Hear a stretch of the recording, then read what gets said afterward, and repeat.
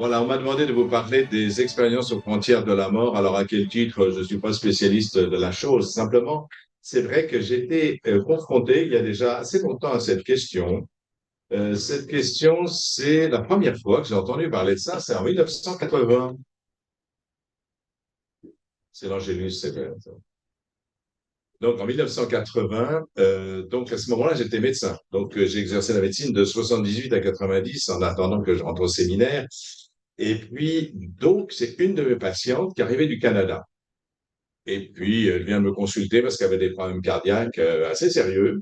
Et ben là, elle me présente son dossier médical et puis elle me dit, avec son accent québécois, euh, vous savez, je n'ai pas peur de la mort. Vous savez, j'ai été affronté à la mort, puis elle commence à me décrire, en fait, une expérience aux frontières de la mort avec tout ce qu'on connaît de ces descriptions. C'est la première fois que j'entendais parler de ça.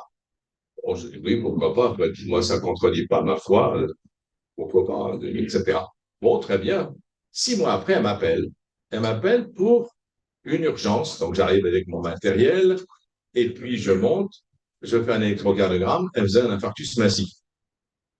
Immédiatement, j'ai dit, bon, écoutez, là, ça me dépasse. Je vais appeler le SAMU. Elle m'a dit, ah, certainement pas des thèses. Pas le SAMU. Je ne veux pas retomber dans les mains du cow-boy de SAMU. Voilà ce qu'elle m'a dit.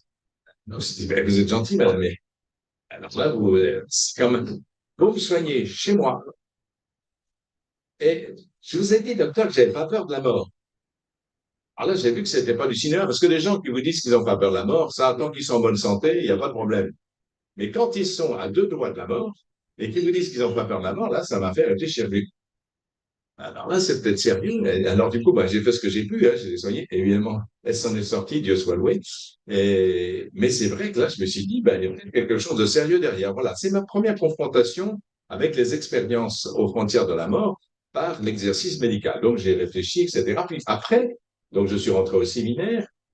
Et puis quand j'étais curé, je me suis dit, il faut que j'arrive à parler de la vie éternelle. Donc, si je fais une conférence sur paradis, enfer, purgatoire, j'aurai personne. Donc, je vais faire 4 conférences. Et la première sur les expériences aux frontières de la mort. Et là, paf, j'ai rempli mon église de tas de gens qui foutaient pas les pieds à l'église. Donc, c'était très intéressant. C'était pas mes fidèles habituels. Du coup, comme ils étaient intéressés par les expériences aux frontières de la mort, j'ai pu faire les autres conférences, paradis, enfer et purgatoire, et ils sont restés. Et sinon, je suis sûr que j'aurais eu personne. Donc voilà, ça c'est mon expérience personnelle par rapport aux EMI. Alors, on parle donc de ces expériences aux frontières de la mort. De quoi parlons-on? Alors, il y a NDE, Near Death Experience, vous connaissez, ça c'est le terme américain. Et maintenant, en français, on a dit EMI, expérience de mort imminente. Mort imminente. C'est quoi la mort? Parce que c'est peut-être la question qu'il faut se poser. C'est quoi la mort? Et est-ce que c'est vraiment, ces gens sont morts ou pas morts? Donc, je vais me permettre de vous parler de la mort, si vous voulez bien pour commencer. D'abord, la mort chez les médecins, c'est quoi? C'est la mort clinique. La mort clinique, bon, elle a été décidée par les médecins sur des critères différents. À un moment, on mettait, mais il y a bien longtemps, on mettait un miroir devant la bouche pour voir s'il respirait encore, s'il y avait de la buée, etc., etc. Maintenant, les critères sont un peu différents. Ils sont plus précis, si vous voulez. Il y a des signes objectifs. Les 2 signes objectifs que tout le monde connaît, c'est l'arrêt cardiaque. Là, c'est évident, rien. Et l'autre, c'est l'électroencéphalogramme plat, mais vous n'avez pas toujours un électroencéphalogramme sous la main. Donc voilà, électroencéphalogramme plat. Et il y a un troisième signe qui n'est moins connu. Ce troisième signe moins connu, c'est la mydriase réactive bilatérale. Qu'est-ce que c'est que ce truc? C'est une maladie? Non, pas du tout. La mydriase, c'est la dilatation des pupilles. Réactive. Quand il fait nuit, vos pupilles se dilatent. Quand il y a du soleil, elles se rétractent. Et donc, on teste toujours chez les patients avec une lampe, pas en face parce que ça fait doucher, mais sur le côté, on met une lumière et la pupille se rétracte. Eh bien, quand vous avez une mydriase, pas sur un œil, 2 yeux, bilatérale, les 2 yeux, une mydriase qui ne veut pas se contracter, ben c'est qu'il y a une mort cérébrale. C'est un des signes faciles à trouver sans avoir besoin de choses un peu compliquées. Donc ça, voilà. Donc, je vous disais, elle a connu bien des vicissitudes, des affinements en passant par l'arrêt respiratoire, l'absence de souffle, etc. le pouls palpé jusqu'aux signes cliniques d'aujourd'hui et bien sûr renforcé par les techniques récentes qui nous permettent d'être un peu plus sûrs. La mort encéphalique cérébrale est devenue plus importante que l'arrêt cardiaque. C'est ainsi que même lorsque le corps est vivant, c'est-à-dire que le cœur bat encore, eh bien, et même que la respiration autonome est intacte, on parle de mort cérébrale parce que aujourd'hui, à partir du XXe siècle, on n'accorde plus d'importance au cerveau qu'au cœur pour la question de la mort. C'est assez important parce que pour la suite, ça va être important justement de savoir exactement est-ce qu'il est mort, est-ce qu'il n'est pas mort. Je me rappelle, il y avait une angoisse chez les personnes de génération avant nous. Je me rappelle, ma mère me disait toujours, tu vérifieras bien que je suis mort. L'angoisse des personnes âgées qui sont nées au début du XXe siècle, ma mère est née en 1913, hein, c'était d'être enterré vivant. Parce qu'il racontait toujours des histoires de gens qui étaient enterrés vivants. Parce que, effectivement, on disait qu'ils étaient morts. Et les critères n'étant pas suffisamment objectifs, on avait peur de se réveiller.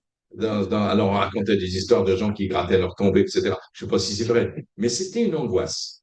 Aujourd'hui, bon, maintenant, avec les critères, bon, c'est bien qu'il y en a qui se sont réveillés quelquefois à la morgue, mais certains hôpitaux.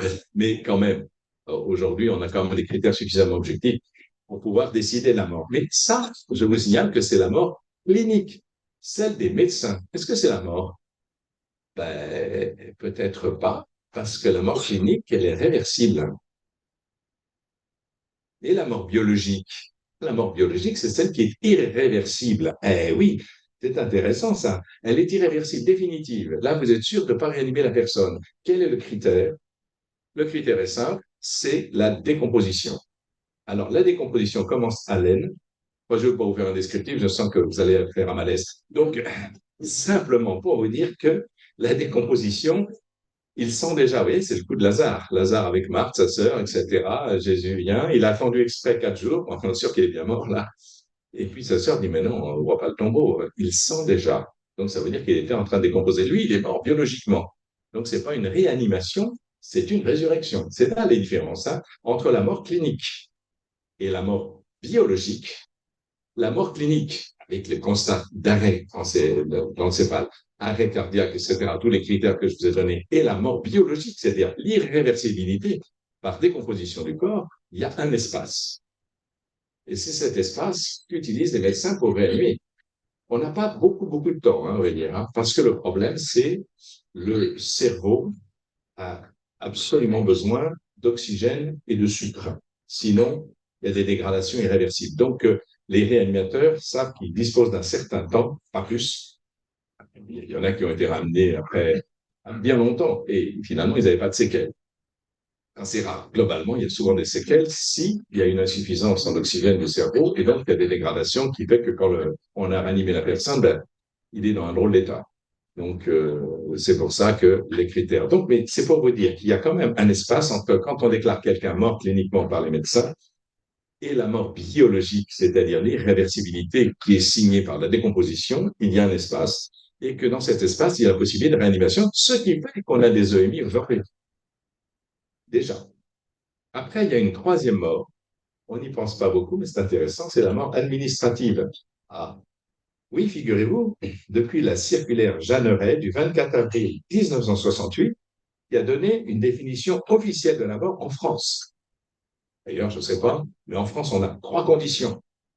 La première, le constat des 4 signes fondamentaux, ce n'est pas ce que je vous ai donné, mais l'abolition de la respiration spontanée, l'abolition de toute activité des nerfs crâniens, la perte totale de l'état de conscience et quand même un électroencéphalogramme plat pendant 3 minutes.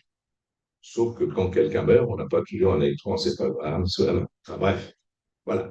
Deuxièmement, l'élimination de causes simulatrices de la mort, comme l'intoxication ou l'hypothermie. C'est vrai que quelqu'un qui a une hypothermie, vous le laissez sur un glacier pendant quelques temps, c'est vrai que vous revenez, vous avez l'impression qu'il est mort. Mais pas forcément. Il peut être simplement un peu conservé, un peu au frais, un peu comme vous le faites pour Picard.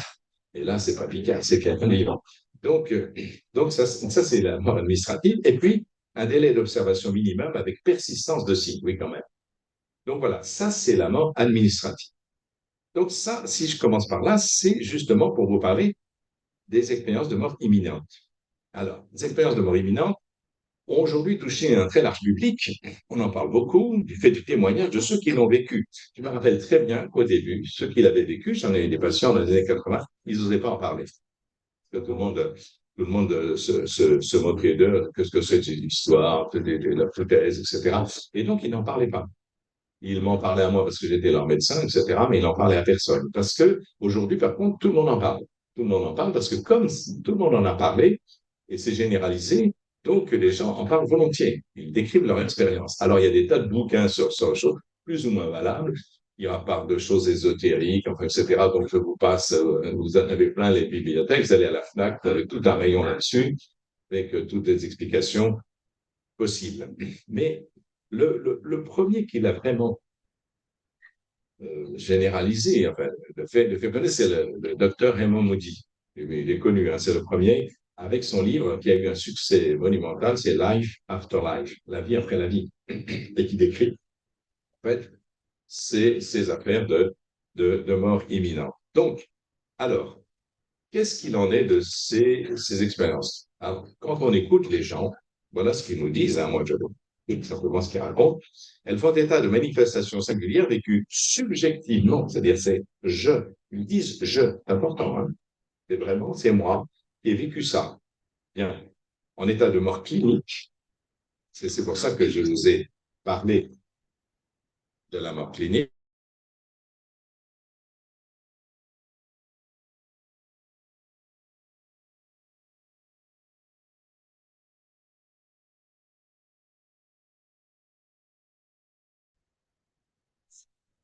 On va couper le sifflet, du coup, j'ai besoin de réanimation. Ouais, non, mais il paraît. Vous croyez au diable? Moi, j'y crois, vous voyez. Il ne veut pas que j'aille plus loin.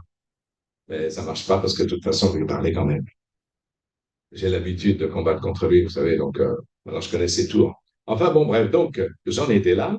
Donc ces personnes vivent subjectivement, sont vraiment en état de mort clinique, et réanimées par la suite, et ces personnes décrivent une expérience, une étrange expérience. Mais ce qui est étonnant, c'est la concordance des récits, parce qu'on pourrait avoir tout. Alors, il y a des choses, tout n'est pas absolument superposable, mais quand même, il y a quand même, hein, regarde, c'est vraiment la cohérence et des expériences qui sont à peu près semblables, même s'il y en a qui sont un peu particulières, certes, mais globalement, elles se ressemblent toutes. Alors, est-ce que c'est nouveau? Bah, ça s'est multiplié tout simplement parce qu'aujourd'hui, il y a de la réanimation. Donc, quelque part après la mort clinique, eh ben, effectivement, on réanime les gens. Donc, il y a bien une expérience particulière de ce que les médecins appellent la mort clinique, l'arrêt cérébral, soyons simples, et puis la réanimation qui va suivre, et les gens décrivent quelque chose. Mais ce n'est pas un phénomène récent. J'ai été chercher un peu, pour essayer de dire des choses un peu nouvelles, c'est que ben, il y a déjà des choses décrites. Par exemple, au 8e siècle, c'est pas hier, hein, la réanimation n'était pas encore tout à fait au point, eh bien, le moine historien Saint-Bède le Vénérable, c'est un Anglais, mais il y a quelques Anglais qui sont des gens très bien, vous savez. Donc, le moine historien Bède le Vénérable, dans son histoire ecclésiastique des Anglais, justement, raconte deux expériences. La première, c'est un nommé Furcy, moine irlandais, mort à Péronne en 650. Il tomba malade et eut une vision. Alors, je l'écris, car son âme sortit de son corps du soir jusqu'au chant du coq. Du ciel, il vit au-dessus de lui quatre feux, etc. Donc, il écrit, voilà, des anges. Après, la deuxième vision que décrit Saint-Bède le Vénérable, la vision de Dritelme. Lui, c'est un laïc, un pieux laïc, père de famille, et encore plus saisissant. Il habitait la région de Cunningham, à la frontière écossaise. Il tomba gravement malade, et un soir, il mourut. À l'aube, il revint à la vie. Et cette résurrection mit en fuite ceux qui veillaient son cadavre, à l'exception de sa femme, qui était terrorisée, mais heureuse. Je vous décris ce que dit ça me donne. Et le résumé de son récit, donc, il a vu un personnage brillant, vêtu de blanc, qui l'a conduit vers l'est dans une vallée très large, très profonde, entourée à gauche de flammes épouvantables, à droite de terribles rafales de grêle. Dritam pensait qu'il s'agissait de l'enfer, mais l'ange qui l'accompagnait le détrompa. Il traversa une terrible vaste, enfin bon, voilà, et il pensait arriver au royaume des cieux, mais son compagnon, disant encore sa pensée, le détrompa. Il traversa la prairie et une lumière plus grande s'intensifia peu à peu, etc., des doux chants s'élèvent. Bon, voilà, c'est toute l'histoire de la paix dont il est décrit après, 8e siècle. Donc maintenant, on passe au 12e siècle. 12e siècle, il y a un nommé Guibert de Nogent, encore un moine. C'est eux qui écrivaient, hein, c'est eux qui savaient écrire. Okay. Donc, voilà ce qu'il dit. Alors, il raconta, là, c'est la mort de sa mère. Une nuit d'été, un dimanche après matine, la mère s'était étendue sur un banc très étroit. Elle sombra bientôt dans le sommeil. Il lui sembla, sans qu'elle perdît ses sens, que son âme sortait de son corps, après avoir été conduite comme à travers une galerie. Elle se mit, à sa sortie, à s'approcher de la bouche d'un puits. Ce qu'elle vit alors,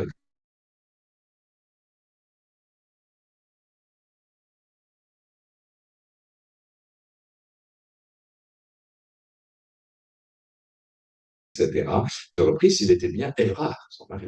Elle lui demande comment il va. Il dévoile son bras, son plan, etc. Alors là, c'est parce que, et il va lui montrer quelque chose. C'est qu'en fait, pendant sa vie, il l'a trompée. Et donc, il a les signes de cet adultère sur la vision qu'elle voit de son mari.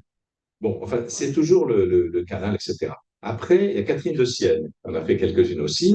Elle, vous savez, Catherine de Sienne, on a pensé qu'elle était morte plein de fois. En fait, elle n'était pas morte, mais on croyait vraiment qu'elle était morte, elle ne réagissait plus du tout, etc. Donc, Catherine de Sienne, alors là, on est au XIVe siècle, donc on est encore un peu plus tard. Elle décrit ses expériences dans son ouvrage Dialogue. Au cours de cette extase qu'il a laissé 3 ou 4 heures sans qu'aucun de ses membres n'ait bougé, alors que les prêtres de son entourage la sortaient sur le parvis, elle restait pâle, rigide, sans aucun battement du cœur. Alors peut-être qu'il ne savait pas prendre le pouls, ce dont je doute quand même, c'est pas si difficile que ça. À l'époque, on savait le faire. Une fois même, un dominicain, pensant que c'était une simulatrice, la piqua au pied et sur le corps avec un couteau. Pas une petite aiguille comme ça pour se tester comme on fait, nous, toucher. Non, non, non, un couteau carrément. Alors, mais sans entraîner aucune réaction. Mais après son retour, elle se plaignait de douleur et une plaie se forma. Donc, mon âme, c'est elle qui parle, se trouva séparée de mon corps. Je n'ai pas de mots pour expliquer de telles choses. À quel chagrin d'être venu ici-bas. Mais ça, c'est vrai. C'est ce que disent les gens qui ont fait une expérience. Ma patiente et d'autres encore que j'ai vu après disaient, mais c'était tellement extraordinaire que je regrette d'être venu. Et il y a comme une frontière où on leur a dit non. Mais ma patiente, c'est ce qu'elle m'a dit. Docteur, je vous ai dit que ce que j'ai vu est extraordinaire. Elle n'était pas croyante avant cette expérience. Elle est devenue après. Merci beaucoup. Ah, pour un verre d'eau donné à un de ces petits, la récompense se répand dans le ciel. Il est très frais. La raison, hein? Faut investir pour le ciel. Bon. Et donc, ma patiente disait exactement ça. Elle me dit, mais moi, si vous me sauvez la vie, c'est bien pour mon mari.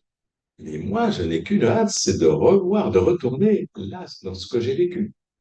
Et c'est vraiment là, toujours cette expérience. Alors, elle, ce qu'elle dit aussi, donc, je ne voulais pas revenir dans cette prison qu'est le corps. Après, bon, je parle, il y a Sainte Marie-Madeleine de Pazzi, on est au XVIe siècle, Thérèse d'Avila, XVIe siècle, XVIIIe siècle, Marie-Catherine Emmerich, etc., etc. Donc, vous voyez, c'est pas nouveau. Et le professeur Albert M., alors là, c'était un géologue suisse réputé au siècle dernier, c'est-à-dire, en fait, là, c'était au XIXe siècle, et qui était amateur d'alpinisme. Au cours d'une ascension, il dévissa et resta totalement inconscient pendant de longues heures. Il a vécu une expérience exactement superposable à celle décrite par le docteur Moody et il en fut bouleversé. Voilà. Et donc c'était pas un phénomène nouveau. Alors, le schéma classique tel qu'il est décrit par Moody, alors tout le monde ne fait pas l'ensemble de ces phénomènes, mais globalement, on en fait une partie, on fait tout, etc. La première chose, c'est la personne déclare que les mots humains ne peuvent pas exprimer ce qui a été vécu. C'est-à-dire comme ça ne ressemble à rien de ce qu'on vit sur le monde. Les mots que nous avons correspondent effectivement à une expérience. Nous décrivons ce que nous vivons. Ce qu'ils vivent est indescriptible par les mots usuels. C'est-à-dire qu'il faudrait inventer des mots nouveaux pour le dire. C'est un peu ce qu'ils disent tous, hein. Après, la deuxième, c'est la personne, alors qu'elle est en arrêt, je dis, cardiaque, et c'est encéphalogramme plat, c'est elle entend les gens qui l'entourent. Le médecin, la famille, déclarer qu'elle est morte. Troisièmement, et ça c'est quasiment généralisé, c'est le ressenti d'une paix profonde, sauf quelques rares cas. Ressenti d'une paix profonde, il y a un bruit qui est perçu. C'est décrit comme une sonnerie. C'est pas une sonnerie, mais c'est comme une sonnerie. Après, la personne sort de son corps et flotte. C'est ce qu'il décrit, hein. Je suis content de dire, la personne se sent aspirée dans une sorte de tunnel. Oui, ça rejoint les expériences du Moyen Âge. Elle rencontre des anges, comme l'expérience du Moyen Âge, et des personnes décédées de sa famille. En huitième, elle voit une lumière brillante, et parfois en son centre un être de lumière. Et cet être de lumière, souvent, est décrit comme un être qui nous aime extraordinairement. C'est-à-dire que, voilà, elles ressentent par rapport à cet être de lumière. Alors, en interrogeant, alors je ne veux pas généraliser, mais globalement, quand on n'est pas chrétien, on dit cet être nous aime au-delà de toute mesure, cet être de lumière. Et quand on est chrétien, on dit Jésus. C'est-à-dire qu'on lui donne un nom. Enfin, ceux que j'ai rencontrés. Ensuite, la personne revit sa vie en accéléré et ressent les effets de ses actes, bons ou mauvais, sur les autres. Après, 10, elle se heurte à une sorte de frontière. Ça, voilà, tout c'est décrit, on n'a pas pu aller plus loin, comme s'il y a un arrêt. Et la personne se retrouve dans son corps au moment où elle est réanimée, sort de son coma. Et puis 12, elle n'a plus peur de la mort. Et ça, je vous ai dit, ben, je l'ai constaté chez ma première patiente, mais chez les autres aussi. C'est-à-dire, c'est étonnant. Souvent, on a peur de la mort, hein, mais ces gens-là, et même quand ils sont vraiment affrontés, encore une fois, je vous disais qu'on n'a jamais peur de la mort quand on est en bonne santé, hein. Mais quand on est sur le point de mourir, ça, par contre, c'est pas la même chose. Et là, vraiment, voilà. Alors, qu'est-ce qu'il faut en penser? C'est même ça, la question. Alors, il convient, c'est normal, d'abord, on est un peu rationnel, on essaie de rechercher des raisons organiques. Euh, si la recherche scientifique peut donner une explication logique, c'est normal de la recevoir un peu sérieusement. Voilà. Alors, je crois qu'il faut peut-être distinguer, ça c'est important, les expériences de mort imminente qui se produisent chez les patients en état de mort clinique, déclarées avec un électroencéphalogramme plat qui traduit l'absence d'activité cérébrale. Ça, c'est clair, c'est objectif. Avec des expériences extraordinaires qui existent aussi, vécues par des patients sous l'emprise d'une drogue ou de phénomènes hallucinatoires d'origine indéterminée. Il y a aussi des trucs un peu bizarres quand, moi je sais pas, je me suis jamais drogué, je peux pas vous dire, mais apparemment il y a des choses. Mais aujourd'hui, ben, il y a peu d'explications psychologiques, pharmacologiques et neurophysiologiques. J'ai essayé de trouver, mais je vous dirai après des choses plus précises, ou neurophysiologiques qui permettent de comprendre ces expériences, la totalité. Et donc, je reprécise que ces patients font l'expérience d'une mort clinique, c'est-à-dire réversible, et non pas d'une mort biologique, à savoir irréversible. Ceux-là ont passé la frontière, si je veux dire. Pas un seul n'est allé au-delà de la mort clinique. Et tous décrivent une frontière qu'ils n'ont pas pu franchir. Beaucoup, très peu d'entre eux, avant d'avoir cette expérience, connaissaient le terme d'expérience de mort imminente, ou NDE. Mais aujourd'hui, comme le public est large, c'est plus connu. Alors, est-ce qu'il y a des explications? Il y en a eu, hein, bien sûr, hein, les médecins rationalistes ont essayé de trouver des choses pour expliquer ces phénomènes. Le mieux que j'ai trouvé, c'est le docteur Eben Alexander, un neurochirurgien absolument incroyant et qui pensait que ça, c'était de la foutaise.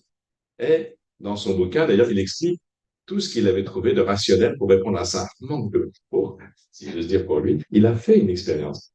En plus, une expérience invraisemblable parce que, au lieu de rester simplement quelques heures, il est resté presque une semaine. Et, et donc, voilà. Alors, je vous passe tout le truc. Si ça vous amuse, vous irez lire. Alors, il y en a un qui a fait un résumé de toutes ces affaires-là, un complet, mais ça, C'est pas le programme. Donc, il a recherché toutes les causes qu'on pouvait imaginer. La première, c'est un programme primitif du tronc cérébral pour apaiser la douleur et la souffrance terminale. Donc, c'est par exemple l'endorphine. L'endorphine, c'est ce qui nous fait du bien.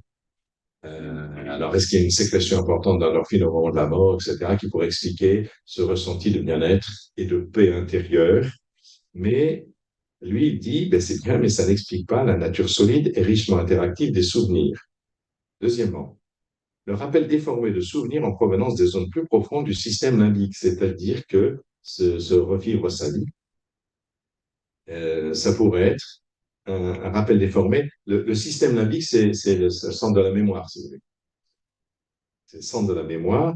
Et alors, il décrit l'amygdale latérale, enfin bon, peu importe, c'est pas très intéressant, mais il dit, bon, qu'il y a encore assez de matière cérébrale pour être relativement protégé de l'inflammation ménagée, laquelle se produit principalement sur la surface externe du cerveau. Mais ceci ne saurait expliquer la nature solide et richement interactive des souvenirs, parce que c'est pas des souvenirs déformés, c'est des choses extrêmement précises qui ont été vécues et la conséquence des actes, comme je disais. Donc c'est, voilà, ça pour lui, ça colle pas non plus.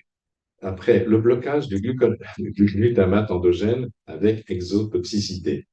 Donc, pour vous dire clairement, c'est euh, imite les effets de l'anesthésique hallucinatoire, qui s'appelle la kétamine.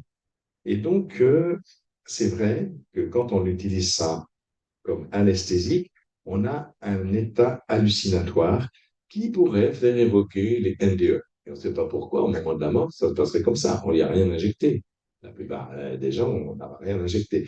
Et lui, il dit, ben, l'état hallucinatoire qu'elle induit est très chaotique et désagréable, et donc pas du tout superposable aux expériences des frontières de la mort. Après, je dis un petit moment là, la décharge de DMT, c'est la diméthyltryptamine. Bon, notez pas ça, ça n'a pas d'intérêt, non? Depuis la glande pinéale, et donc c'est un antagoniste naturel de la sérotonine. Donc, aussi, provoque de vives hallucinations dans un état proche du rêve.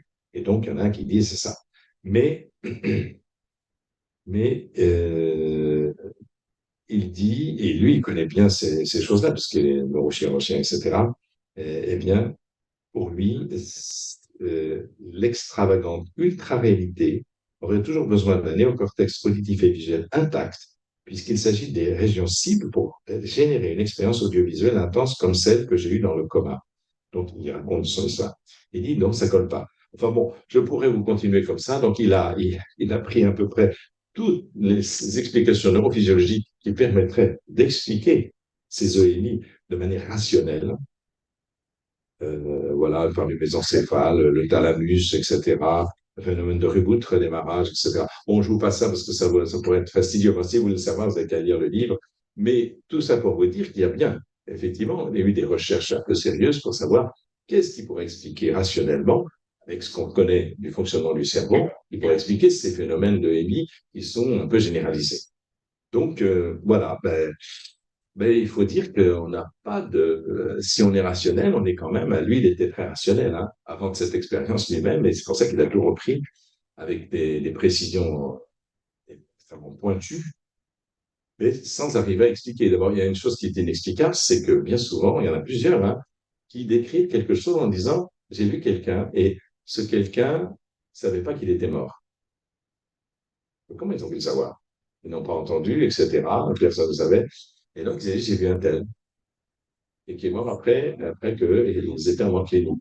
Et donc, voilà, ça peut pas être une suggestion, machin, une reviviscence de la mémoire, etc. Ça, c'est vraiment inexplicable. Donc voilà, il y a pas mal de choses comme ça. Alors du coup, nous, comment ça nous interroge, nous, chrétiens, par rapport à ça? Enfin, peut-être pas vous, mais moi, en tous les cas, ça m'interroge.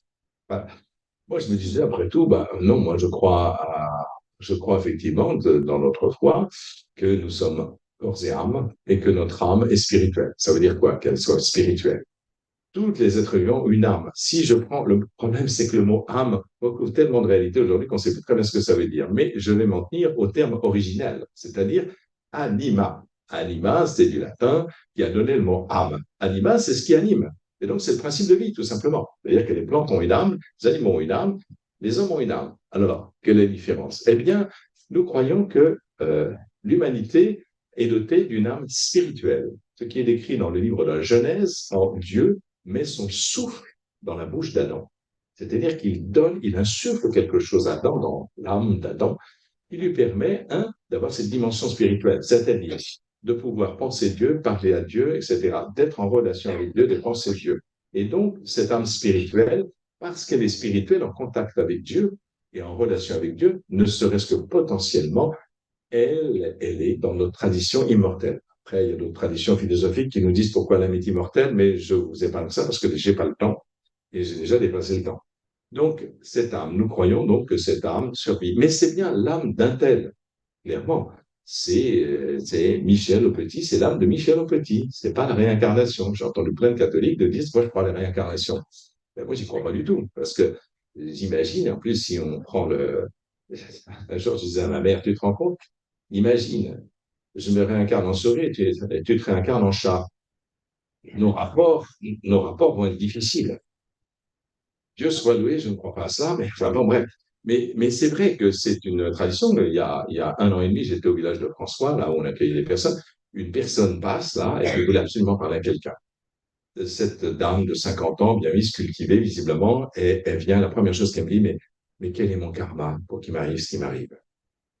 Et c'était quelque chose de terrible, elle venait de perdre un garçon de 18 ans.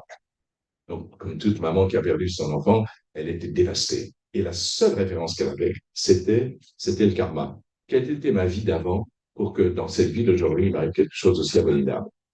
Bon, alors j'ai été obligé de faire un petit tour avec elle à la Samsara, c'est-à-dire la voie éternelle des destins, la réincarnation, le Hinayana, le Vajrayana, enfin bref, le petit véhicule, le grand véhicule.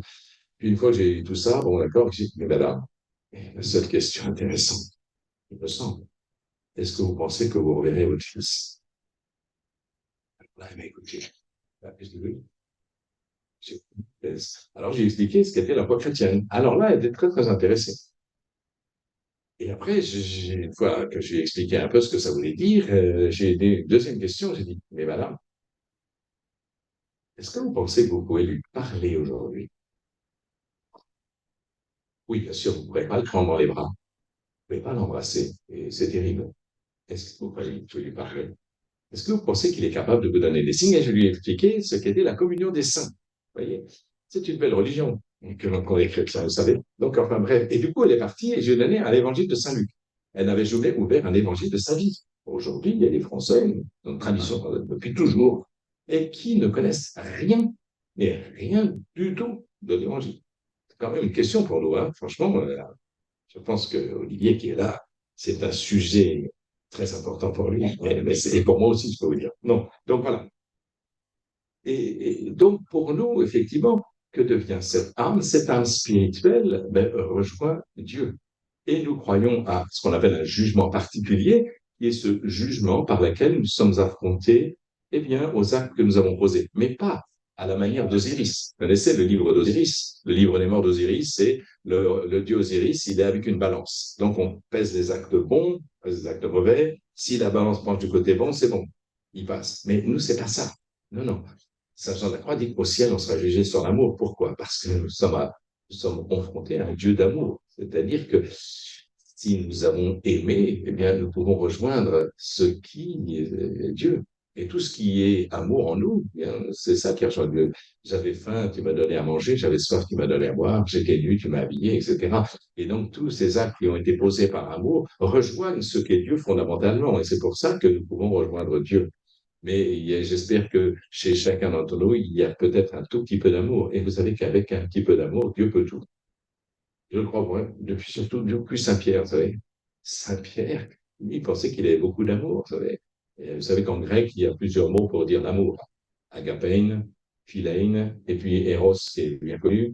Mais philein, c'est l'amitié. Agapé, c'est ce que les chrétiens ont pris pour décrire ce qu'est l'amour de Dieu, qui traduit le mot chesed hébreu. Et donc, c'est vraiment l'amour de Dieu, c'est-à-dire l'amour. Et Jésus dit, ben, il n'y a pas de plus grand amour que de donner sa vie, ben, c'est agapé. Et quand il dit, aimez-vous comme je vous ai aimé, c'est agapé. Et donc, Pierre, alors que Jésus leur dit, vous allez tous me lâcher, alors, mais moi, je ne te lâcherai pas. Moi, je t'aime jusqu'à donner ma vie. Ah oui, ah bon, très bien. Quelques heures après, tac, il le renie. Mais c'est extraordinaire. C'est qu'après la résurrection, sur le bord du lac. Quand il revoit Jésus, la différence entre Judas et lui, c'est ça, hein. Judas, il se regarde. Quand on se regarde, on se désespère. Lui, il regarde Jésus. Il se précipite vers Jésus. Et Jésus lui pose la question, est-ce que tu m'aimes?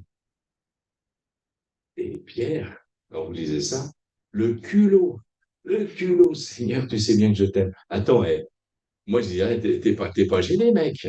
Il vient de il m'a abandonné, et puis voilà, tu m'aimes. Mais non, mais le terme, c'est, Jésus dit, Agapas, est-ce que tu m'aimes jusqu'à donner ta vie? Et Pierre répond, Seigneur, tu sais tout. Philéoté, je t'aime simplement comme un ami. Et Jésus lui dit, paie les brebis. C'est-à-dire que, vous voyez, euh, même si on n'arrive pas à aimer comme Dieu, avec un peu d'amour, on peut être sauvé et Dieu nous fait confiance. Moi, ça me rassure en tous les cas, ça, en tous les cas. Je dis, ben, ça va. C'est vrai. Un petit peu d'amour, je pense que j'en ai quand même, Seigneur.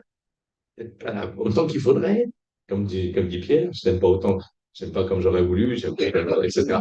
Mais tu sais bien que je t'aime deux fois même. Et tu poses la question, et la troisième fois, le Christ, il pose la question, iléisme, est-ce que tu m'aimes simplement comme un ami? Et ça rend Pierre tout triste. C'est-à-dire que Dieu accepte de baisser la barre. Eh bien, les gars, voilà. Donc, bref, donc au ciel, nous serons jugés sur l'amour. Et c'est bon, je comprends. Donc, l'âme rejoint Dieu et c'est tout, j'en suis dans mes notes, du coup. Voilà, donc, mais c'est vraiment l'âme, vous voyez, c'est l'âme d'un tel, de monsieur et madame un tel. Et les patients qui vivent une expérience frontière à la mort parlent d'une conscience claire de soi. Ils disent pas que c'est un autre, ils disent pas que c'est une autre vie, etc. Non, non, c'est toujours moi. Et de vie dans le réel, et ils n'emploient pas le terme d'âme en tant que tel, parce que c'est un concept théorique, l'âme. Mais, mais c'est vraiment cette traduction d'un principe d'existence, un principe de vie, que veut dire l'âme. Et cette perception claire de la conscience d'être soi correspond à la foi des chrétiens, qui affirment que la relation avec Dieu est une relation de communion dans l'amour qu'on appelle l'alliance dans la Bible. C'est différent, effectivement, de la conception extrême-orientale de la fusion dans un grand tout, principe universel où n'existe plus de moi substantiel et immuable. C'est quand même la voie hindouiste, hein, et que le bouddhisme reprend justement pour échapper à la samsara, parce que le bouddhisme, c'est un chemin pour justement éviter la réincarnation qui, pour ces extrêmes orientaux, est une malédiction. Nous, on est des occidentaux, donc ce qu'on est des orientaux, mais vous ne comprenez rien du tout à ce qu'on croit. Et parce que on pense que la réincarnation, c'est comme redoubler une classe. La première année, c'était pas terrible, donc, mais quand je vais redoubler ma troisième, j'ai vachement mon troisième. C'est ça. Et en fait, c'est pas ça du tout. C'est pas ça du tout. Pour eux, c'est une malédiction. Et le Bouddha a fait ce chemin de libération, justement, vers le nirvana pour échapper à la samsara. Et donc, cette fusion dans un grand tout où le moi personnel n'existe plus puisqu'il est dans le fusion, dans ce grand tout de principe universel. Donc, la rencontre avec le défunt aussi, dont on ignore le décès, peut manifester ce que nous disons dans le symbole de la foi et cette communion des saints. C'est-à-dire, là, j'ai reçu il y a 2 jours le livre d'un de mes anciens paroissiens qui a perdu un petit-fils qui s'appelle Alexis, qui est mort à 5 ans, d'une tumeur au cerveau, etc. Et j'ai connu ce petit-fils. Et il a perdu son épouse, etc. Et il dit qu'il est en communion avec eux. Après, il a des signes. Et il écrit ça dans son livre. C'est très intéressant. C'est-à-dire que comment on reste mystérieusement en relation. Alors, il ne faut pas s'obséder là-dessus parce qu'il y en a qui mettent des choses et qui parlent avec les morts, etc. Non, si c'est obsessionnel, c'est maladif. Hein. Non, non, mais je pense que les signes nous sont donnés, mais juste ce qu'il faut, pas plus. Je sais que moi, le jour où ma mère est morte, la nuit, bon, elle est morte le 31 octobre, il y a 12 ans, un soir, on était en train de lire j'étais en train de lire les vêpres, et puis elle a expiré, mais vraiment expiré. Le souffle est parti comme si. Et puis bon, alors je dis, bon, ben, et puis dans la nuit, vraiment, hein, c'était pas un rêve, c'était pas un rêve. Elle m'est pas apparue mais c'était comme ce qu'on appelle dans la nuit un songe. Elle m'a dit, ne t'inquiète pas, pour moi, tout va bien. Et j'avoue que ça m'a complètement apaisé. Du coup, j'ai célébré ces obsèques totalement dans la paix. Mais je pense que les signes nous sont donnés pour peu qu'on les veuille ou pour peu qu'on soit attentif. Ça s'appelle la communion des saints, ce que j'ai dit à cette dame qui était venue me voir. Et je pense que c'est important. que nous croyons vraiment à notre foi en tant que ce qu'elle dit. C'est un lien, et c'est un lien nouveau, c'est sûr qu'on ne peut pas les prendre dans nos bras, on ne peut pas les embrasser, mais c'est un lien que la mort ne peut pas abolir. Parce que nous sommes des êtres de relation et que Dieu lui-même est un être de relation. Père, Fils et Saint-Esprit. Dieu est unique parce qu'il n'y a pas d'autre Dieu que Dieu, c'est ce que je dis aux musulmans, mais il n'est pas solitaire. C'est pour ça, c'est pas par hasard que sur les 99 noms de Dieu dans le Coran, il n'y a pas le mot amour. Et nous, c'est le seul mot qui est Dieu est amour. Et s'il est amour, il n'est pas solitaire. Et il ne va pas se regarder le nombril tout le temps. Non, non, c'est une relation d'amour père-fils dans l'esprit. Et donc, cette relation d'amour, c'est fondatrice. Si nous sommes à l'image de Dieu, c'est que nous sommes des êtres de relation. Et cette relation qui existe entre nous et qui nous font, forcément, on voit bien qu'on vit par ces relations. Elles nous détruisent quelquefois, mais elles nous font vivre aussi. Eh bien, cette relation fondamentale, elle n'est pas rompue à la mort. Elle reste mystérieusement présente. Et c'est quand même ce que disent ces gens qui vivent ces expériences. Voilà. Et puis la paix profonde, c'est le Christ qui a promis à ses disciples, je vous donne ma paix. Voilà. La lumière extraordinaire souvent décrite trouve aussi un écho dans la phrase de l'Apocalypse de Saint Jean. La nuit n'existera plus, ils n'auront plus besoin de la lumière d'une lampe ni de la lumière du soleil, car le Seigneur Dieu répandra sur eux sa lumière et ils régneront pour les siècles des siècles. Apocalypse 22. Donc voilà, cette lumière n'est pas une lumière de ce qu'on peut connaître au travers des rayonnements solaires ou de notre électricité artificielle, mais c'est une lumière d'ailleurs qu'il décrit comme quelque chose qui n'est pas connu. Le déroulement de toute la vie en quelques secondes au cours de la vie, donc, pourrait correspondre à ce jugement particulier dont je parlais en commençant après le jugement final, quand l'âme et le corps se rejoindront au retour du Christ. Ça, c'est notre foi, la parousie. Nous croyons à la résurrection des corps. Je tiens à le dire parce qu'il paraît que c'est une donnée qui n'est plus crue par les catholiques. Ben, je suis désolé, mais moi, je crois vraiment à la résurrection des corps. Alors, on ressuscitera pas avec nos rhumatismes, c'est pas la question. Il y a pas longtemps, j'ai fait une émission à la radio.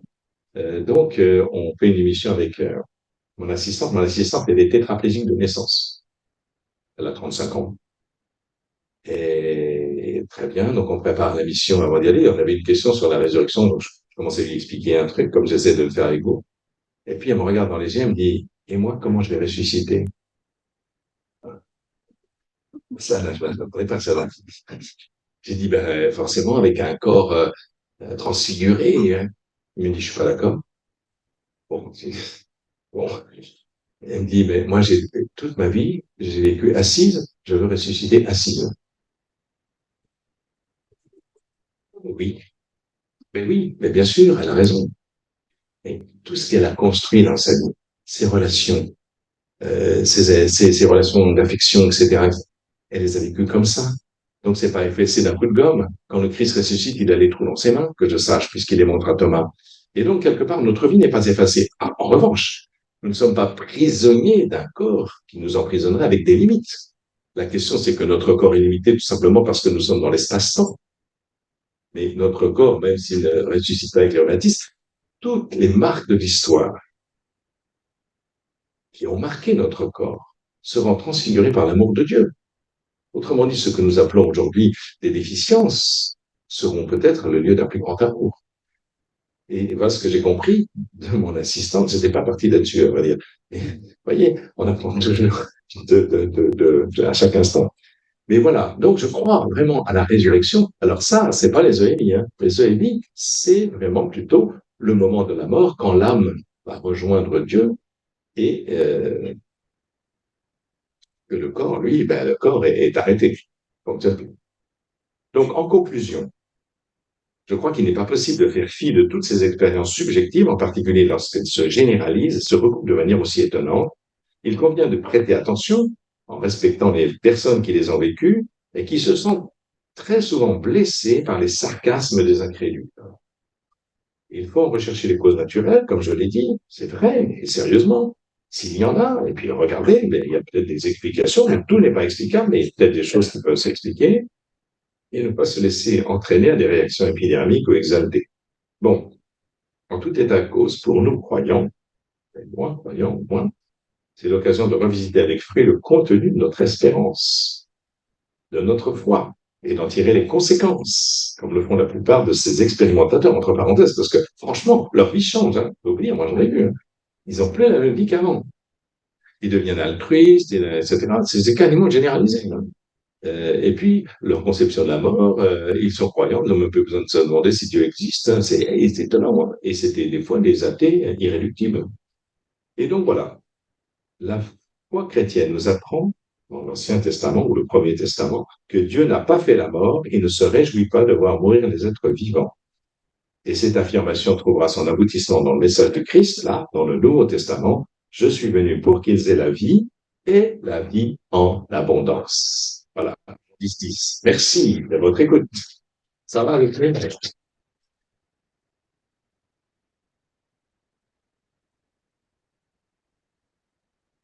Merci beaucoup, Monsieur, pour ces paroles profondes et cette réflexion qui, à mon avis, éveillé en nous beaucoup de questions. Donc, je vous propose qu'on prenne peut-être 3 questions. Donc, il y a aussi certaines personnes sur le Zoom, et du coup, Pascal, tu pourras reprendre. Ceux qui sont sur le rooftop peuvent descendre. Voilà, donc est-ce que certains ont des questions? Vous pouvez lever la main, on va prendre 3 questions. Ouais, j'en ai une, tiens. Pas trop lire les questions. Est-ce qu'il n'y a pas aussi des expériences de mort imminente négatives? Si, il y en a. Il y en a assez peu, globalement, mais il y en a. Il y en a qui décrivent des choses assez abominables. Et alors, elles ne sont pas décrites de manière systématique, comme par exemple pour les expériences positives. Il en existe, hein. Il en existe des gens qui ont vu des choses terribles et du coup qui reviennent, mais qui eux aussi, quelque part, changent de vie, justement, parce qu'ils voient. Voilà, si, il y en a. Elles sont encore une fois beaucoup moins nombreuses que celles qui sont positives, mais elles existent. Elles existent. Même si c'était des Ah bah écoutez, j'en sais rien, hein. Dieu le sait sans doute, mais moi, vous savez, je crois beaucoup au livre de Samuel. Dans le livre de Samuel, il y a marqué l'homme voit l'apparence et Dieu voit le fond des cœurs. Donc de Samuel, vous savez, il va désigner un roi, etc. Tu vois le mec super, etc. Ouais, c'est lui le roi de Israël. Non, non, non. L'homme voit l'apparence de Dieu, mais Dieu voit le fond des cœurs. Et par rapport à ces personnes, hein, qui ont vécu quelque chose, moi je ne peux rien dire. Vous savez, quand j'étais médecin et que j'ai prévenu mes patients que j'allais m'en aller, euh, je croyais bien les connaître après 12 ans, hein. Mais il y en a qui me disaient, mais puisque vous me dites ça, docteur, je vais vous dire une chose. Moi, je prie tous les jours, et même ma femme, avec qui je suis marié depuis 20 ans, ne le sait pas. Et ben, moi non plus. Alors, j'ai eu des surprises, vous voyez. Et c'est pour ça que je me garde de quoi que ce soit, de ce que je dis. Oh, celui-là, c'est un mécréant. Je dis plus ça. Je sais pas. Je sais pas. Le fond des cœurs et ce que portent les gens au plus profond d'eux-mêmes, je ne sais pas. En ce moment, je vis avec des gens, c'est qu'on est détruits. Certains garçon qui sort de la rue, il a été violé toute son enfance parce que sa maman avait des amants successifs qui le violaient lui aussi. Enfin, et il commence, et puis un autre, bon, ouais, des choses comme ça épouvantables, il y en a plein. Est-ce que je peux juger? Mais moi, si j'avais vécu ça, moi, j'ai eu la chance d'avoir des parents qui m'aimaient. J'ai eu la chance de grandir normalement, d'être un bon adolescent glandeur, etc. Enfin bref, tout. Qu'est-ce que je peux dire de ce que vivent ces gens-là? Et que même s'il y en a là, Florian qui sort de prison après 10 ans, vu ce qu'il a vécu, mais si j'avais vécu ce qu'il avait vécu, moi, qu'est-ce que j'aurais fait? J'en sais rien. J'aurais été peut-être pire que lui. Donc, je sais pas. Il y a des gens qui me disent, mais moi, vous savez, mon père, vous êtes gentil, vous parlez d'amour, mais moi, j'ai jamais été aimé. Jamais. Mes parents m'aimaient pas, ils m'ont rejeté, etc. J'ai été battu tout le temps dans les foyers, etc. Qu'est-ce que vous voulez que je dise? Alors, ils se comportent mal, peut-être, mais ce qu'ils ont dans le cœur, je le vois en ce moment, qui sera avec moi, je vis avec eux. Je me dis, il y a des trésors aussi chez eux. Donc, je peux pas dire. Moi, je peux pas dire. Franchement, je me suis abstenu. J'essaie de m'abstenir des jugements, même si des fois, il m'en vient tout de suite à l'esprit. Mais après, je les fais taire parce que je sais que je me trompe. Alors, une autre série de 3 questions. Si vous voulez bien approcher, on n'a pas le micro sans fil aujourd'hui. Hop. Oui, vous avez beaucoup parlé donc de la ressemblance finalement de tous ces expériences de EMI. Il y a la lumière, le tunnel, il y a la vision des proches. Pour vous, sur le plan de la foi, quel sens vous donnez au tunnel? Parce que la lumière, les proches, vous l'avez parlé. Au tunnel, très honnêtement, je sais pas. C'est une description, mais je vous dis, même dans les trucs anciens où il n'y avait pas, il y a une description de passage comme dans un tunnel. Alors, je ne sais pas si c'est un tunnel, c'est le mot qu'ils emploient. C'est pas forcément un tunnel, si vous voulez, mais c'est le mot qu'ils emploient, comme l'impression d'être aspiré quelque part c'est bien leur personne, alors c'est pas leur corps puisqu'ils sont, mais leur personne est attirée, il est décrit comme un tunnel. C'est un petit peu quand on dit que l'Esprit Saint, c'est comme une colombe. C'est pas une colombe, évidemment, c'est pas une colombe, mais pour avoir des mots qui conviennent à une expérience qu'on n'a pas vécue avant, on est obligé d'employer des mots qu'on connaît. Quand on parle d'Esprit Saint qu'on est une colombe, c'est une ineptie. L'Esprit Saint, c'est pas une colombe, c'est comme une colombe. Et là, quand il dit c'est comme un tunnel, c'est comme un tunnel. À quoi ça correspond? Ben, c'est un changement d'état probablement, mais voilà, je peux pas dire davantage. Très honnêtement, je n'ai pas trouvé. Peut-être que je vais passer chercher de correspondance, par exemple, par rapport à l'écriture sainte.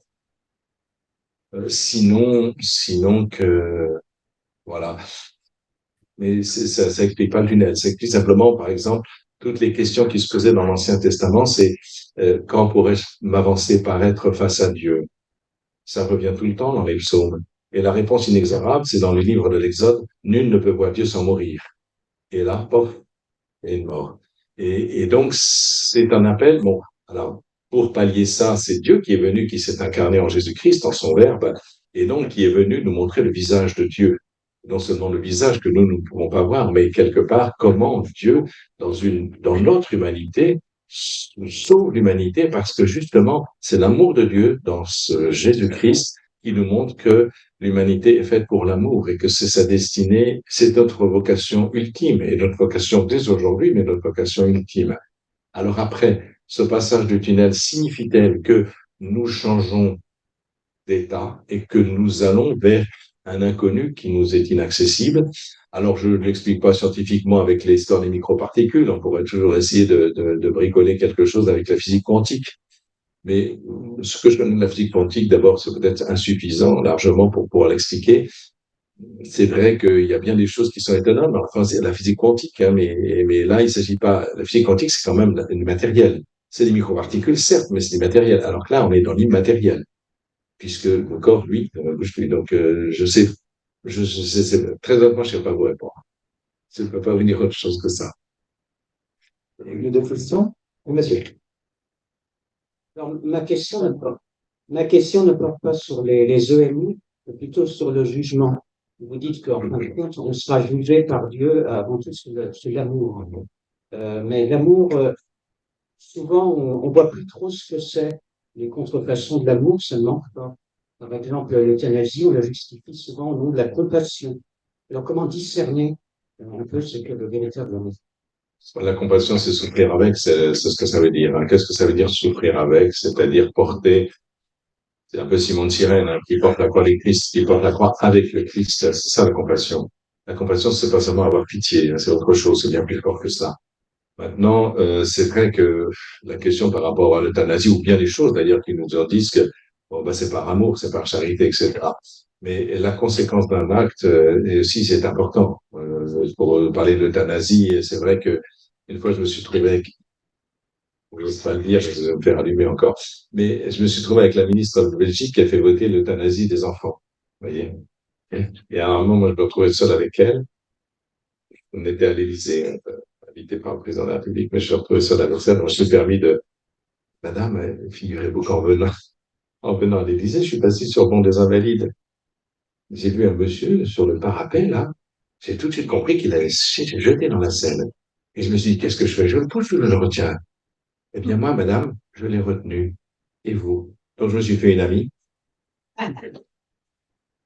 Et, et pas, c'est important il faut aimer ses ennemis. Vous savez, donc, si on se fait des ennemis, ça nous oblige à aimer davantage. Donc, c'est plutôt bon. Enfin, bref. Donc, euh, sérieusement, l'amour, c'est ce que le Christ nous a décrit comme amour. C'est-à-dire que, il n'y a pas de plus grand amour que de donner sa vie. Donner sa vie, c'est pas la prendre aux autres, hein. C'est donner sa vie. C'est-à-dire, qu'est-ce que je suis capable de donner? Alors, c'est pas forcément mourir, hein. Donner sa vie. C'est jusqu'où je suis capable d'aimer, jusqu'où je suis capable d'aimer. Et c'est vrai que c'est un apprentissage. Je suis persuadé que notre vie est un apprentissage pour aimer. Alors, on l'apprend avec nos proches, on l'apprend avec des gens qui, des fois, sont pas sympathiques, vous savez. C'est formidable, c'est que quand on est médecin, on soigne tout le monde. On soigne des gens sympathiques, on est content, on voit la liste des rendez-vous, on dit, ah, ça va être une super sympa, ça va être super. Puis là, on dit, oh, il y a Madame Mantel. elle va me bassiner, elle va encore me raconter son truc pendant 1 heure, elle va me foutre en l'air ma consultation. Et si ça fait 100 fois que j'entends son histoire, et j'entends une voix à l'intérieur qui me dit, eh oui, mais elle, ça lui fait du bien. Alors, bon, Seigneur, ok, d'accord. Et donc, voilà. Et donc, on apprend à l'aimer. Et on apprend à accueillir son histoire 100 fois répétée, qui nous embête, qui nous bassine. Ouais, mais qui lui fait du bien. Est-ce que je veux bien lui faire du bien aussi comme ça? C'est un tout petit exemple. Mais ça, ces exemples sont renouvelés tous les jours pour chacun d'entre nous. Vous le savez bien. Et donc après, ça peut être des choses plus fortes encore. Mais voilà, je crois que c'est ça, notre vie, c'est comme un apprentissage, parce que notre métier, ça sera d'aimer comme Dieu. Le commandement, voici, c'est aimez-vous comme je vous ai aimé, comme Dieu. Mais attention, on l'avait vu avec Pierre, hein, c'est pas tout à fait ça. Donc, aimer comme Dieu, ben, Seigneur, non, mais j'ai toute la vie pour l'apprendre.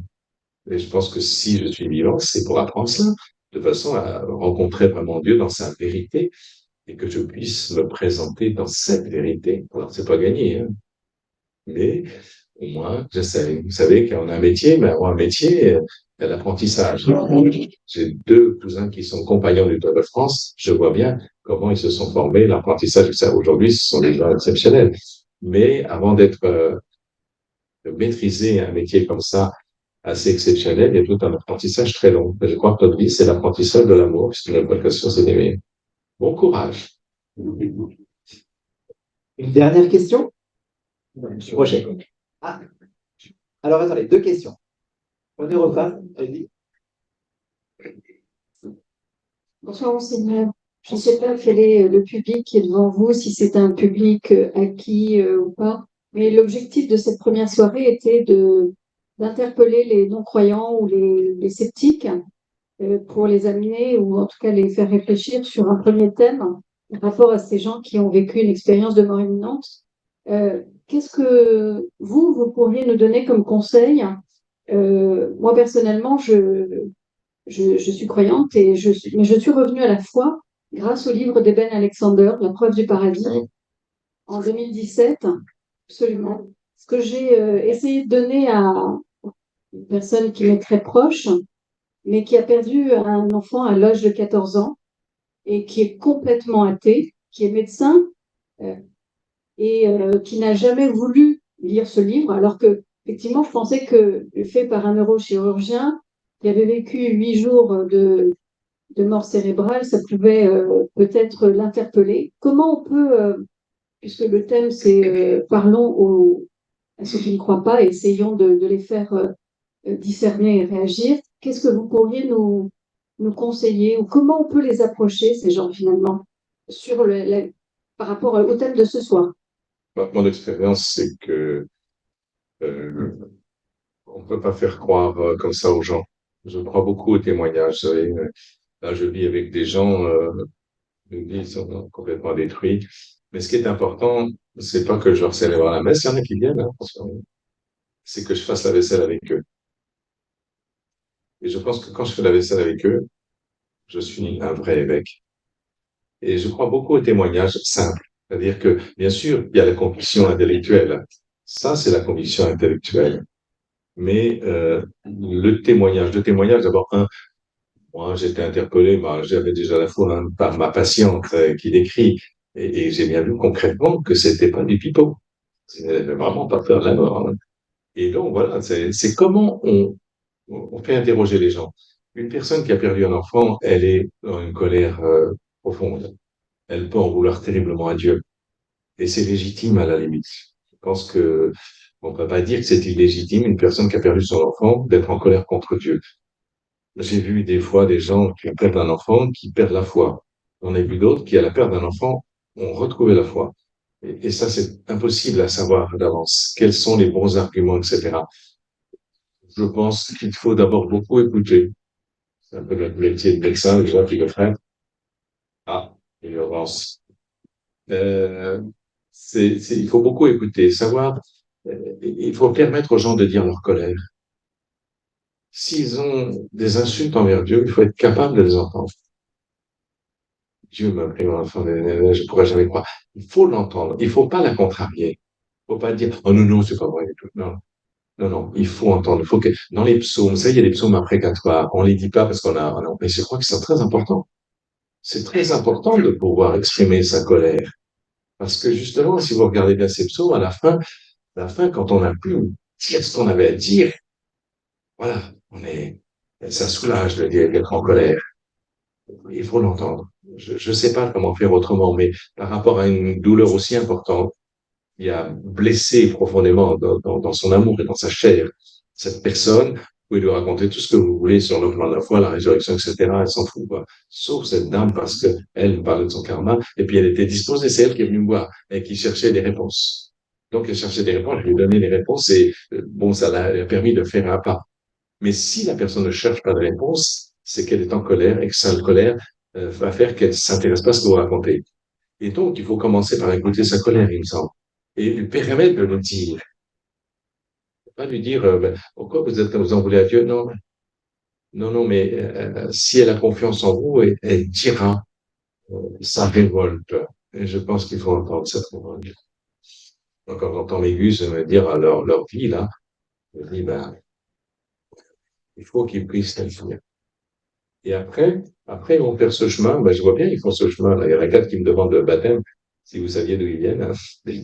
Mais j'ai rien dit. J'ai pas dit, il faut que vous preniez le baptême, il faut que vous soyez baptisés. Non, non. Mais spontanément, ça y est, ils me demandent non. Non, mais, encore une fois, pour être avec eux. C'est des personnes qui sont blessées, qui peut-être n'ont jamais été aimées, d'autres qui ont une souffrance atroce, qui n'ont jamais pu dire. Peut-être qu'elle n'a pas pu le dire à quelqu'un. Vous savez, maintenant, quand on perd quelqu'un, autrefois, on avait la possibilité d'exprimer son deuil. Vous savez, dans nos églises, il y avait une grande tenture noire avec le prénom du défunt. Et puis, on respectait le deuil des personnes. Elle était habillée en noir ou elle avait un crêpe, etc. Ici, maintenant, c'est interdit. Ah non, non, faut plus, non. C'est fini, il faut tourner la page. Et alors, et comment on exprime sa souffrance, sa douleur? Mon Dieu, pourquoi m'as-tu abandonné? C'est Jésus qui le dit. Pourquoi il dit? Et pourquoi Jésus dit à Gethsemane, mais mon Père, s'il est possible pour toi, il il est en communion avec son Père. C'est que quelque part, il est nécessaire de pouvoir dire ça. Parce que si on l'a pas fait, on est inaudible. Mais vraiment, je crois, on est inaudible. Je ne sais pas quoi vous dire, c'est pas vraiment vous voyez, c'est pas une méthode que je vous dis, c'est simplement, mais si vous aimez les gens, vous êtes prêt à vous faire insulter aussi. Toi, avec ton bon Dieu, t'as ton bon Dieu, je t'en fous de moi du bon Dieu, etc. Vous êtes capable d'entendre ça et sans barguiller. Eh ben oui. Et puis voilà. Et puis, oui, oui, mais après, il va venir une suite. Mais faut accepter la première partie, je crois. Il me semble, hein, quand quelqu'un a connu un truc comme ça, aussi dur, quoi. C'est terrible. C'est la chair de sa chair, quand même. Donc, De la résurrection des corps. Que pensez-vous de la résurrection des corps? alors là, je reviendrai pour une séance complète parce que là, vous voyez, il me reste 3 minutes et en 3 minutes, mais je crois tout à fait à la résurrection des corps. J'en ai fait une petite allusion quand même tout à l'heure sur la résurrection des corps. Oui, bien sûr, et je pense que vraiment, il y a quelque chose de très important par rapport à cela.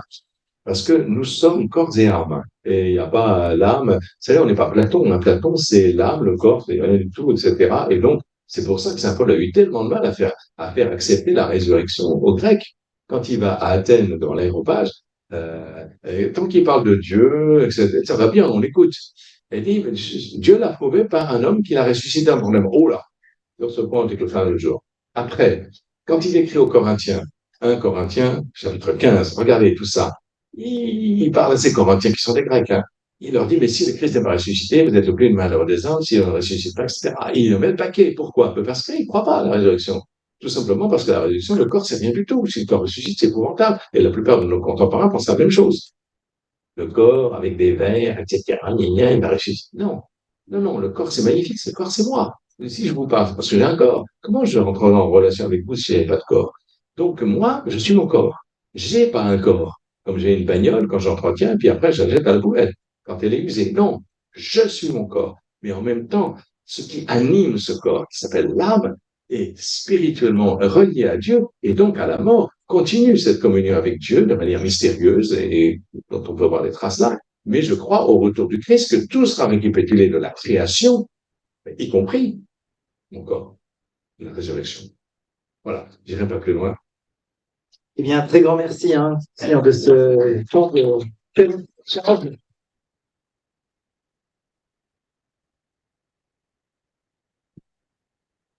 Merci aussi à tous. Donc, vous n'hésitez pas non plus voilà, à continuer toute cette réflexion, et c'est avec les différents livres hein, qui sont vous-même, que vous avez écrits ou d'autres. Là, comme ça a été cité, je vais laisser la parole à Olivier des 1000 raisons de croire. Eh bien, merci beaucoup, Monseigneur, pour cette intervention. Merci Arnaud aussi pour ces 15 rendez-vous qu'on a à la canopée. Il y en a déjà 2 qui sont passés, le 3e avec Monseigneur. On en fera d'autres. Vous savez qu'on est au tout début d'une aventure qu'on espère faire durer au moins 5 ans, voire plus. Il a parlé de 1000 raisons de croire. Donc aujourd'hui, vous avez une grande raison de croire. Ce sont ces expériences de mort imminente qui feront l'objet du magazine numéro 5. Voilà, le prochain sort en décembre sur les prophéties. Si vous n'avez pas encore ce magazine, vous pouvez en récupérer un par chance gratuitement grâce à Arnaud. En tout cas, on remercie beaucoup Monseigneur qui vient d'accepter. On a eu une réunion juste avant cette conférence. On a une réunion pour parler de ces conférences et débats qu'on voudrait multiplier dans toute la France. Et Monseigneur accepte d'en faire. Donc, si vous avez des amis à droite et à gauche dans des paroisses un peu abandonnées ou des lieux, on va utiliser une technique de distribution de tracts dans toutes les boîtes aux lettres pour jeter un filet très large auprès des gens qui croient et des gens qui ne croient pas en leur disant, nous, on pense qu'il y a 1000 raisons de croire au Christ, que la foi chrétienne est vraie et qu'il n'y a rien qui peut être comparé à ça. Qu'est-ce que vous en pensez? Parlons-en. Et on espère faire des débats comme ça sur le terrain très nombreux, avec Monseigneur, avec moi, avec d'autres personnes, toute une équipe, et on espère en faire des centaines. Voilà, donc je pense que ça sera intéressant parce que ce débat mérite d'être posé. Est-ce que la foi chrétienne est quelque chose de spécial ou est-ce que tout se vaut?